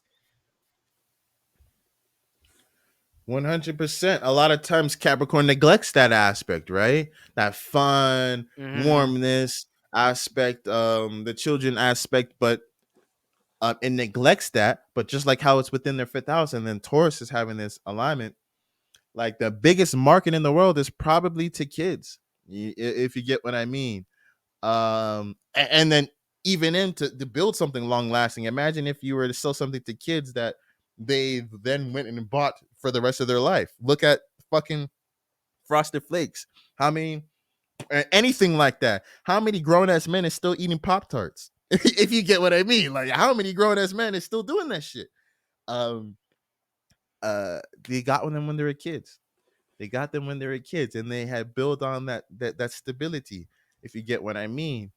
Same thing with big businesses. What does the Capricorn, the big business, the CEO need? It needs creative innovators. It needs people with visions. It needs Mm-hmm. creators. A Capricorn, it's not necessarily like you're not a creator and you're not just a Capricorn, but the energy of Capricorn doesn't necessarily have that creation focus. It has the management of creation Yeah, focus. yeah, it's about utilization. Yeah. Exactly. Exactly. So maybe we may devalue that creativity, that fun time, that childlike state of mind, but there's immense value within it. And we're going to Capricorn is going to be shown that this Taurus season. And then even look at Pluto in Aquarius, where in the second house, where there may be some power and control displays within the financial world, within your assets, maybe the beliefs of other people or the ideas and who you're associating with is providing these power plays with your assets and your resources. Having value and understanding, having your vision on how to create, having seeing the value in the creative ability allows for you to be able to pivot. It allows you to be able to navigate your resources. Okay, so somebody's taking away your resources, Capricorn. When you utilize these things and you haven't valued creativity, the newness moving forward, and now this power to play destroyed one of your resources. These are businesses that went out. Perfect example: Blockbuster. Netflix went to Blockbuster, proposed some type of deal for them to work with them, for them to do this. Blockbuster laughed them niggas out in the office. They're like, we have the assets. I don't care about your creative idea. Fuck off. But then what happened to Blockbuster? We all know Blockbuster fell victim to that. And then what happened to Netflix? They went and shot up and had that. So don't be that Capricorn that neglects fun and enjoyment and creativity, because this is going to give you the ability to pivot. And once you're stable in creativity, you see the value in creativity. What generates the most money? Entertainment. And not saying that these are the avenues that you need to go into, but even look at products. Even practical products are sold more when, say, they're sold by an entertaining salesperson or by a dynamic personality. So Mm-hmm. don't get too dry is what we're saying. Mm. Because Stoke the fire. Stoke the fire. because Capricorn gotta realize that what you entertain to a certain extent is kind of what become your business if you think about it. Because what you pay attention to is kind of what you become like use or. 100%. 100%. And when things start shaking up with that Jupiter and Uranus, when there is this huge shakeup and opportunity for expansion within it, the Capricorn is going to be the unawakened Capricorn is going to be shaken up and not know what to do with it, because they didn't have the stability within creativity. They can't see the value, or they didn't value their creativity in the beginning. They tried to be dry, they tried to be rigid and force it. So when the system switches up, they aren't able to pivot. So this is something that needs to be focused on for Capricorn this Taurus season.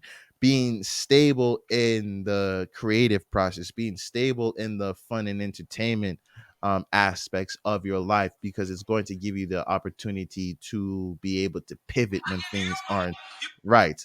The childlike mindset to see the new opportunities that are out there, and even the reason to keep on working. It's crazy how much the lack of work life balance we all have, right? Especially Capricorn. But yeah, that's Capricorn. Looking at Aquarius, Aquarius is going to have this Taurus sun moving through their fourth house. How do you think this is going to be hitting Aquarius now? So you guys gotta learn how to focus on grounding and stabilizing your home life, your private issue, what's private issues, uh, what makes you guys feel comfortable. You guys are trying to find value, trying to ground, trying to make sense of these things for you, especially having Jupiter and Uranus there, forcing to go through new experiences and expand on a higher meaning on what to value there in terms of your family, especially for Aquarius ascendant, since you guys are personally into associating, meeting new people. So that area of life could be difficult. 100%. You see, Aquarius and all of the collective signs, fall victim to this, but the scope is so broad, it's so out there. The Aquarius person, the humanitarian person is talking about, saving the world and shit like that, or It's joining this organization or whatever, and their personal life is in shambles. Or they're talking about solving world hunger when your brother over here, your mom's over here starving. It's like you want to make her a meal, or you didn't think to make her a meal. You didn't think to take care of her.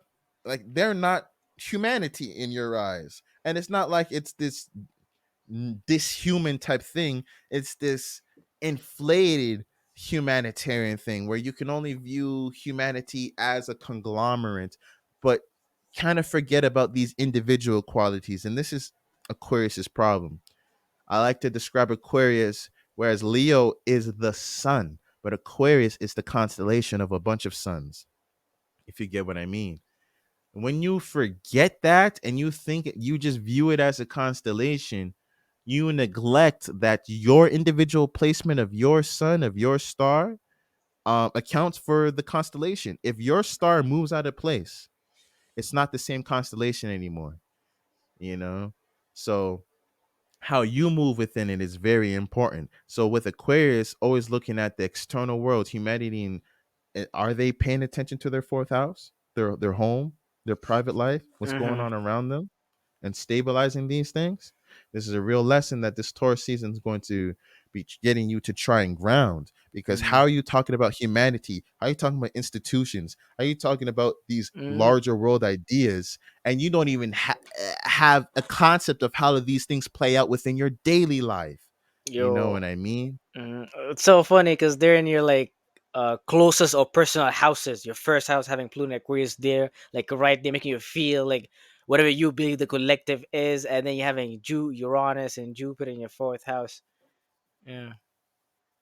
Oh man, yeah, with that Pluto in the first house, is knowing who you are for Aquarius. Jesus Christ, like that's hard. That's hard. Finding your own individual role within the world with such a broad, expansive view, it's Mm-hmm. hard.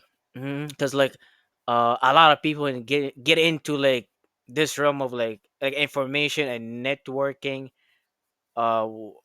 This things tends to happen where they get what do you call it, they identify with the information, they become like a Republican, they become red blood Hmm. Muslims, or like they identify with certain information, and that itself is in opposition to the concept of Aquarius. Like information need to be constantly moved, and it's fixed air, and they fixate it in one way of this like information being moved essentially.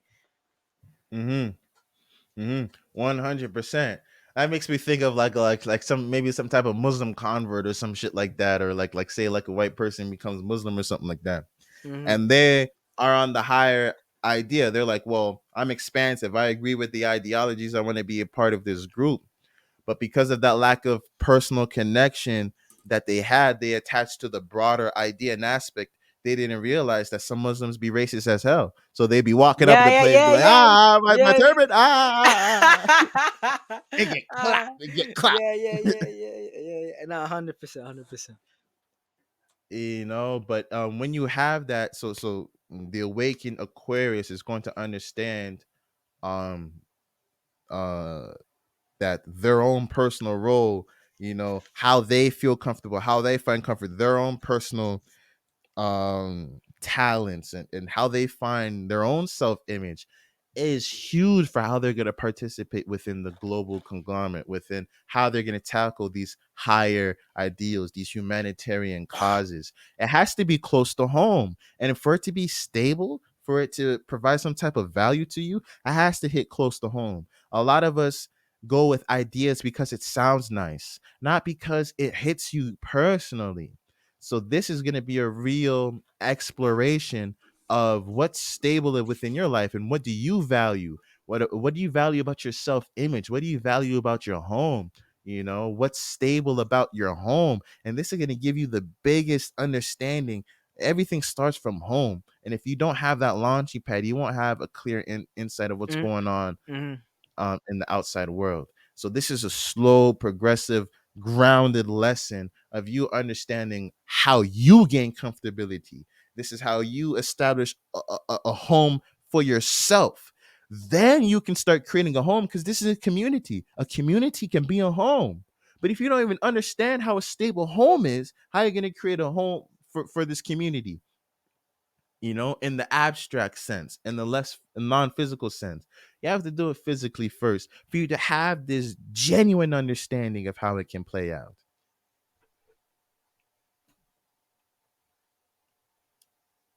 Yeah, for sure. And that would be Aquarius. If we look at Pisces, this is having this Taurus sun going through their third house. How do you think this is going to be playing out with our Pisces?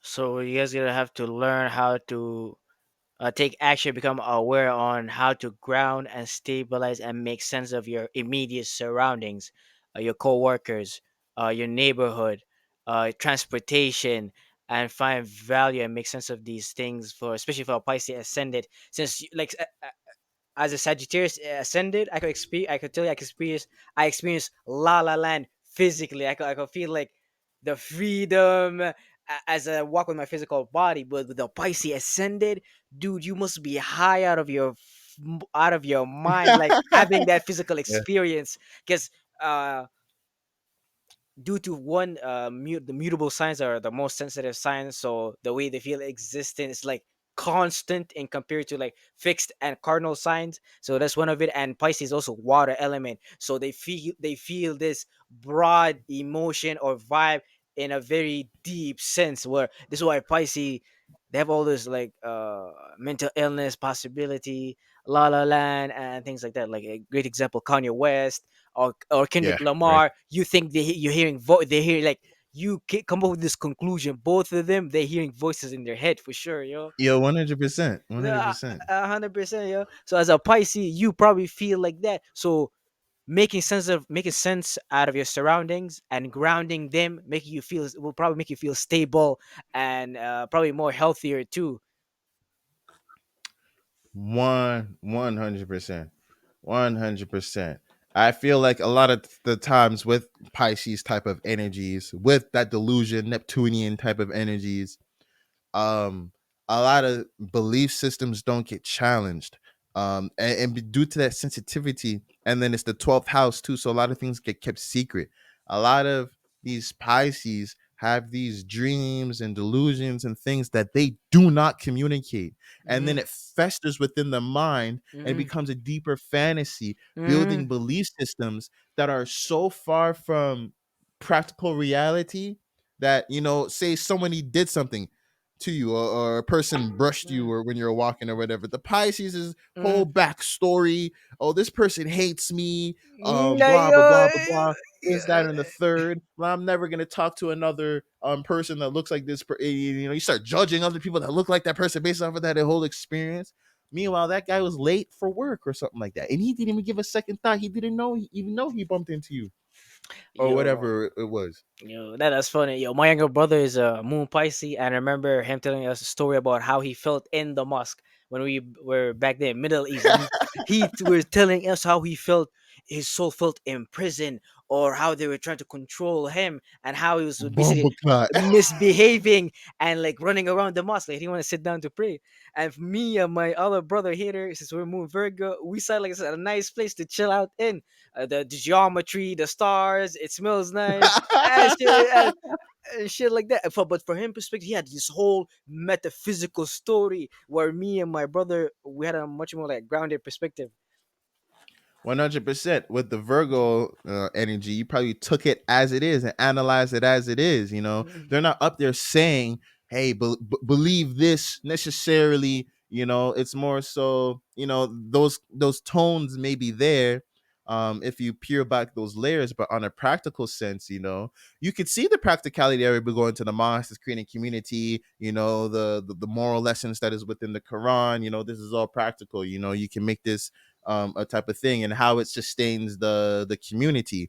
But as a Pisces, and then he probably doesn't communicate those ideas often, Nah, and yeah. then it festers, it builds up, We were and niggas start coming up a whole different type of shit. we were surprised too. We're like, what really?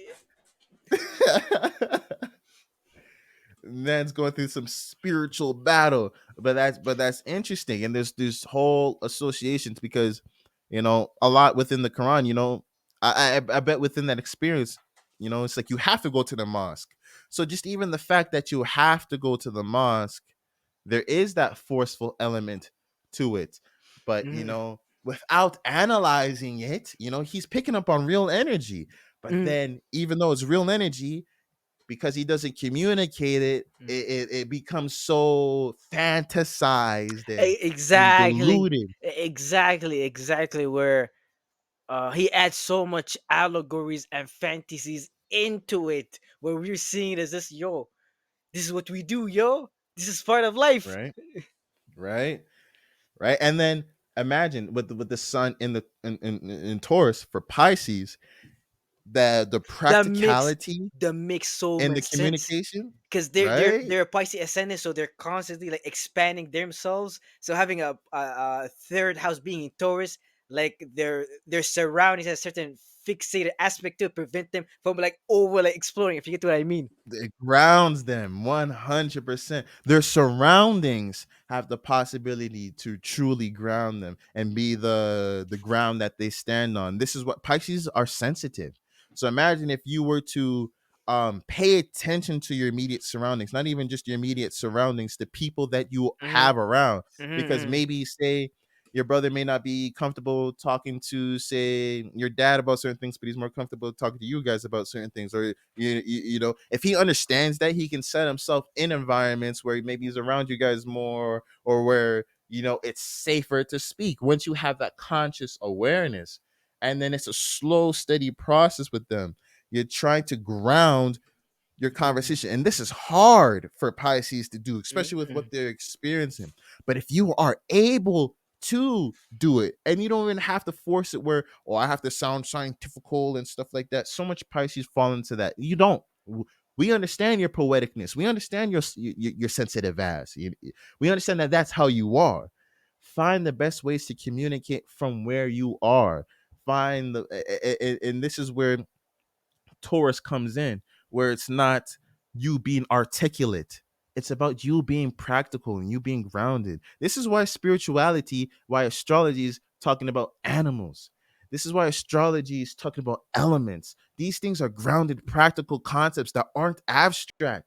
These are realities that we exist with, that we can entertain with, can see their dynamics and make sense out of these things. mm-hmm. So when we ground our communication with Pisces, grounds the communication within nature, within real things, within practical things. Look, isn't that a metaphor?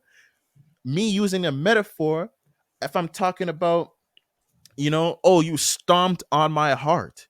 You know what a stomp is. This is a physical phenomenon, but I'm using it metaphorically, metaphysically, if you Mm-hmm. get what I mean. Mm-hmm. So Pisces, this is game for Pisces, bro. I swear to God, y'all speaking metaphors and watch your whole life transform and Yeah, yeah, transition. Good yeah, metaphors. yeah. Good Like metaphors, not yeah, some random shit. yeah. You would think metaphors gonna be intricate. They could be some simply like broad and powerful. Like Jay Z once said, what did he say? Like, I sold water to a whale. I thought that was the dumbest shit I ever heard in my entire life. But the same thing, it's the most profound thing because he's trying to make a point like Virgo, but he chose such a funny way to make that point that it sounds ridiculous, but due to him over exaggerating, it makes so much sense. And you understand what he means Yeah, like 100%. you have no way out of it because he expanded so far from where you are. You get it, like. hmm 100%. And then where's Pluto? Oh, Pluto in the 12th house. Oh, Pluto. Pluto in the 12th house. So, oh, Pisces. So remember, we're talking about your surroundings. For Pisces, your friendships, your relationships are very important. How you surround yourself in your environment is Yeah. really going to start to fill up your subconscious, Mhm. fill up your life experiences, which trickles down to your subconscious, which is where these power plays start coming out. So, you may subconsciously, because power control, because of certain ideas that lead up to belief systems, just like what we were talking about, where you may be experiencing something, but because it's fantasized, because it stays in the mind, it can kind of be distorted. Same thing with global ideas. A Pisces doesn't necessarily have the clearest intellectual perspective of these global ideas Mm, because of the sensitivity that they have for them. You know mm. what I mean? This is how they become a what's the word, a martyr, someone who A dies for. martyr. Yeah, I believe that's 100% a Pisces, yo. 100%. But then you have Aquarius. So these humanitarian efforts is the um and wanting to align with these global ideas, with these global associations, is this inspiration for that broader perspective. But when that's being manipulated, it's really echoing and showing you how you could take control of your surroundings and the friends that you have around, and communicating these things out in the open, making them out and testing their practicality. So when it goes and trickles down into your 12th house, your belief systems, you're more likely to align with institutions, with realities that don't foster more delusion, that don't that are grounded in your true values, where you can die the martyr, if you get what I mean. Or not even the martyr, you don't die the martyr, you die the devotee. You know what I mean? Where you're able to really put yourself within things, whereas the negative unawakened way is you're being pulled into things where you feel completely victimized, if you get what I mean, by these ideas, not something that you joined. It feels like you're being victimized by ideas, by a group of people, where you can kind of separate and detach yourself from these things, not feeling like it was something that you were generally a part of. But that's because Pisces doesn't lay proper groundwork. They're the end of the sign, they're the end of the zodiac. So they think um so big and so expansive that when it really does trickle down, they end up super expansive. It's so hard. It's like broken telephone, where Pisces, by the end of, Yeah, more than anybody, they have the most distorted message at the end of the transit, if you get what I mean. yeah. A Pisces first house doesn't make any sense at all, like practically. But it's interesting, like they have Pluto in their 12th house. It's almost like bullying them to transform what's going on with it, like their subconscious mind, their dreams or illusion. They're meaning a region through the collective or who they're associated with, and that obviously will affect what they need to practicalize and stabilize within their immediate surroundings. 100%. So the power and control plays that are being played in with your associations, and with your dreams and stuff like that, is really letting you know what changes you need to be making in your surroundings and what needs to be practicalized. This power and control on your belief systems is really challenge you to go and test them, in your surroundings, and make sure you're on the right track. But yeah, that's the zodiac signs, guys. Hope you guys got value out of that. We went way longer than what we were trying to go to, but that's okay. Don't worry. Yeah, check out the website. Check out the Instagram website, truespace.biz, Instagram truespace_, and we'll catch you guys on the flip side.